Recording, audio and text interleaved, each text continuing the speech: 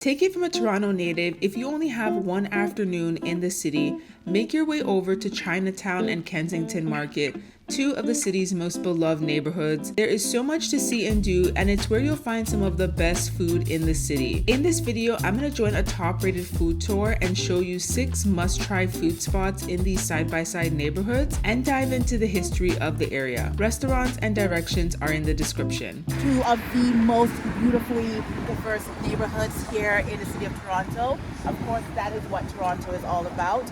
Kensington Market, Chinatown, they are a landing pad. A lot of immigrant stories did start here in these neighborhoods. This is called Chinatown West, and there's also a Chinatown East. So the original Chinatown started a little bit further east of here, and what happened is that's when they were building Nathan Square, I think it was, and City Hall, and some of the businesses got a little bit displaced, if you will, and they started to move a little bit further west along Dundas, while some of them moved further east and up along Gerrard. So back in the 50s, when this Chinatown was developing, the Chinatown West, if you will, they would be on the streets, so the fishmongers, the farmers, the butchers, etc., and cats would be milling around for the scraps. Cats kind of became the unofficial mascot, if you will, of the area. So the TTC hired 2 artists, David Polinsky, Shirley Yanover, back in the late 90s, about 97, to direct something that represented the area. And that's where the cat on the chair comes in. It's actually called Home Again, Home Again. Again, this is a landing pad. A lot of immigrant stories start here. So some people are starting their homes here again. That's why the cat is up on the chair. This is going to be our first stop here, Rolson, owned by 2 brothers. They are really a fixture here in Chinatown. They've been here for decades. But they have really become a fixture here in Chinatown. Dim sum is something typically it's served at late breakfast brunch time, and that was actually when they would serve it here at Rolson. But if you are familiar with this area, this Chinatown kind of appeals to all the generations. So you go a little bit further south, more herbalists and souvenir shops, etc. But a little further north, by these, you have tea campuses up at college here. Gets a little bit trendier, so the bubble tea and the tattoo parlors, etc. Mentioning the U of T campus, they're open pretty late. So they would come by, the students, obviously, after a long night of studying, and they would ask for dim sum. And they would tell them, no, like, that's a breakfast thing. We have another menu. The chef's not even here. Can you just order from the regular menu? But there became so much of a demand for it that they now offer all day dim sum. Hi. Thank you.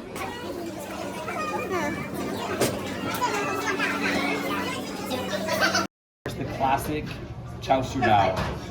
So this is a beautiful bao. This is not a dumpling per se, this is a steamed bread or a steamed bun, and then stuffed in the center is a gorgeous, jammy, sweet Chinese barbecue pork. And then my favorite dish, if you're up for it, is beef tripe.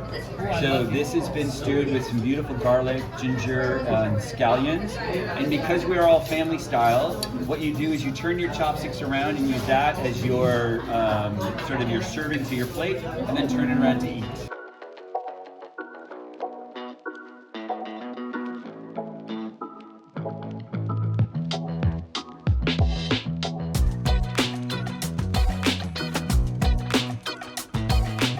Thank you. This is a sweet potato egg custard dessert. You've got a little bit of this crispy chew on the outside, and then when you break it, it kind of oozes, kind of like a Cadbury Easter cream egg. Yeah, just look at the eyeballs. Everyone's starting to like roll in the back of their head.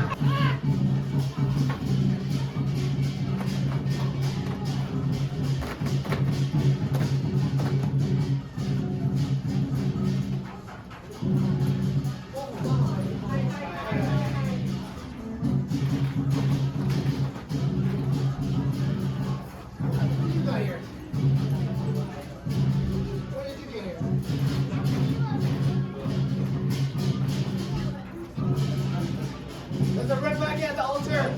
Zach, drive it.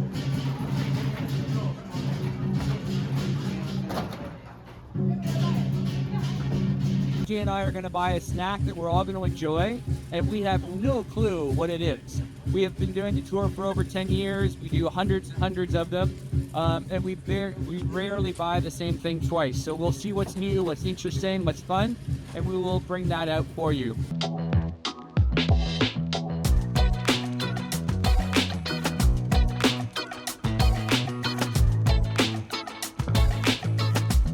Truffle cheese flavor with their passing stuff. I bet like people just like this is not kosher and that should be good. It's my bit too much drink. Oh my god, it's so good.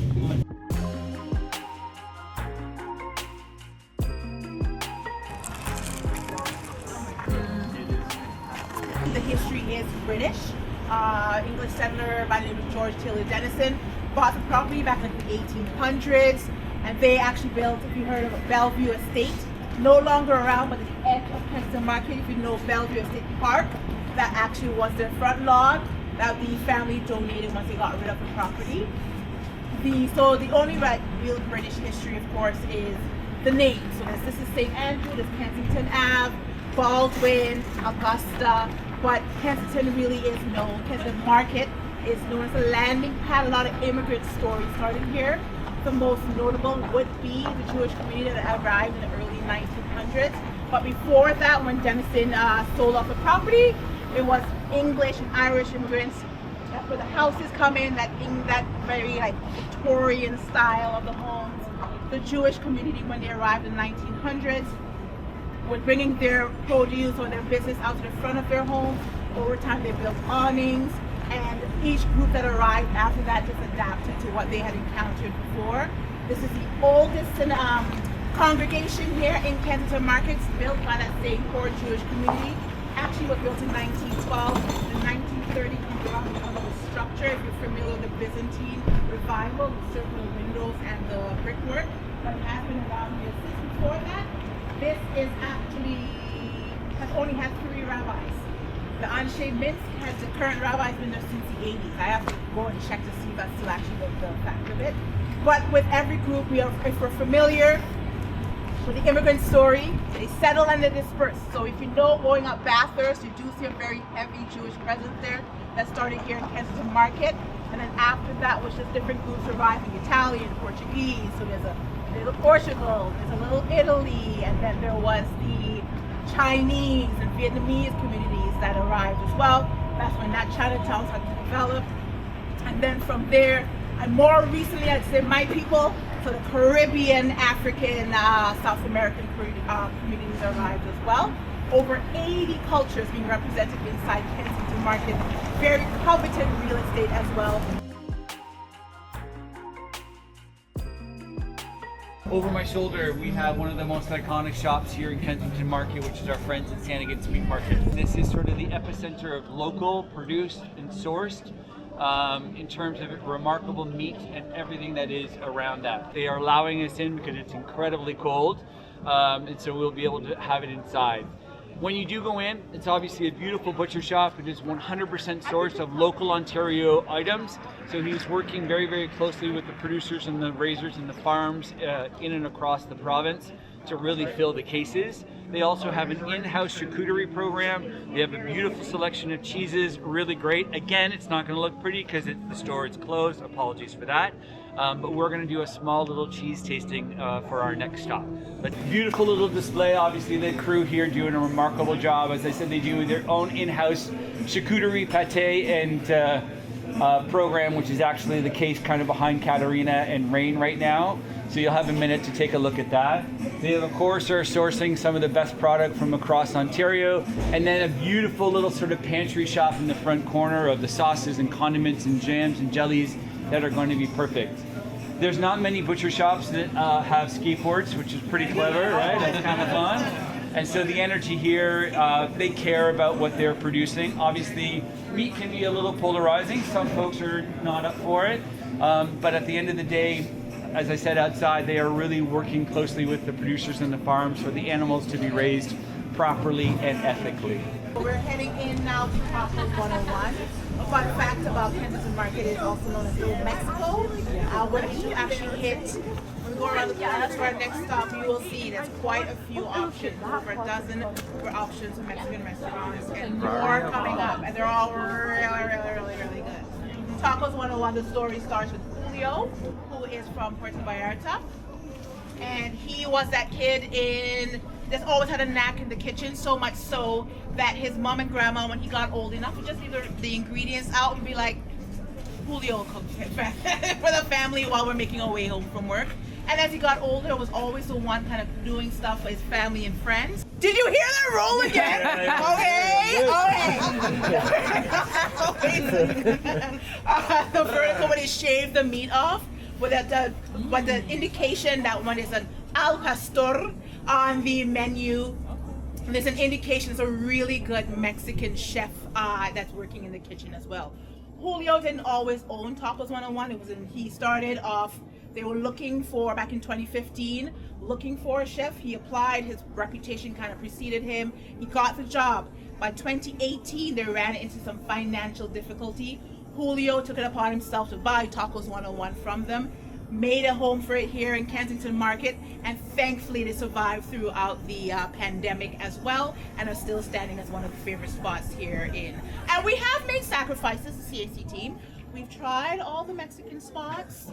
You're welcome, everyone. But Tacos 101 does end up being one of our favorite spots in here. So when you go in to try the al pastor, and you won't be able to get one unless you can roll your R's like I just did. There's a grilled pork. There's also pineapple on it. Of course, a little bit of cilantro, and there's sausage. So we're gonna head on in.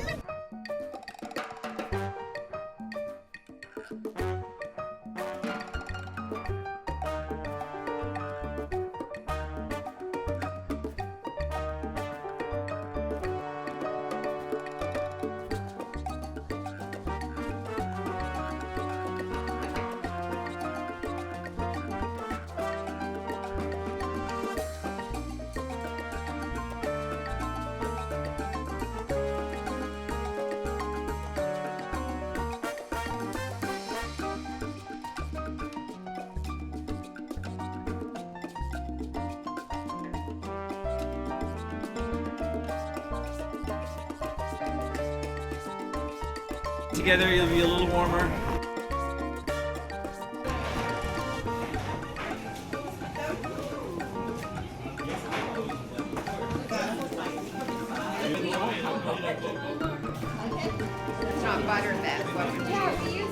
That's all for today. Toronto is made up of distinct neighborhoods, and Chinatown and Kensington are two top ones to explore. There are many others too. If you enjoyed this video, give it a thumbs up and subscribe for more.